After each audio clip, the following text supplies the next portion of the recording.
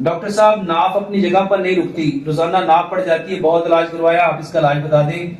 اسحاق بھائی، یہ مسئلہ میری بہن کو ہے، عمر 20 سال، جتنے لوگوں کو ناف پڑتی ہے صرف لمبا سجدہ کرنا شروع کر دو، صرف لمبا سجدہ، اور سجدہ کرنے کا طریقہ پیارے پیغمبر جناب محمد صلی اللہ علیہ وسلم نے کیا فرمایا؟ سب سے پہلی بات، آپ کا پیٹ ران کے ساتھ نہیں لگنا چاہیے۔ دوسری بات، آپ کے بازو زمین کے ساتھ کتے کی طرح بچھنے نہیں چاہیے۔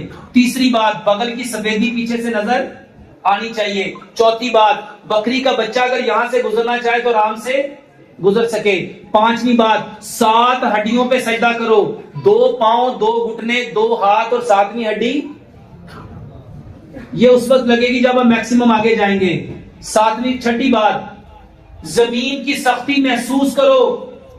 7ویں بات، اپنے پاؤں کی ایڑیوں کو آپس میں ملا کے رکھو۔ 8ویں بات، پاؤں کی انگلیوں کا پیٹ زمین کے ساتھ زور سے چپکاؤ۔ جب پاؤں کی انگلیوں کو زور سے چپکاؤ گے آپ کے موہرے کھلیں گے۔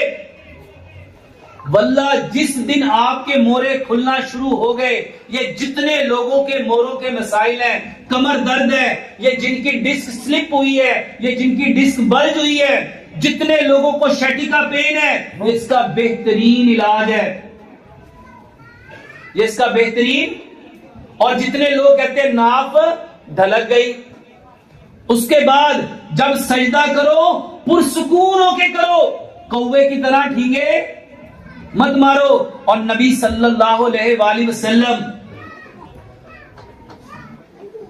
اتنا لمبا سجدہ کرتے تھے، اتنا لمبا سجدہ کرتے تھے کہ حضرت عائشہ صدیقہ رضی اللہ تعالیٰ عنہ فرماتی میں ڈر جاتی تھی کہ نبی صلی اللہ علیہ وسلم کی روح پرواز تو نہیں کر گئی۔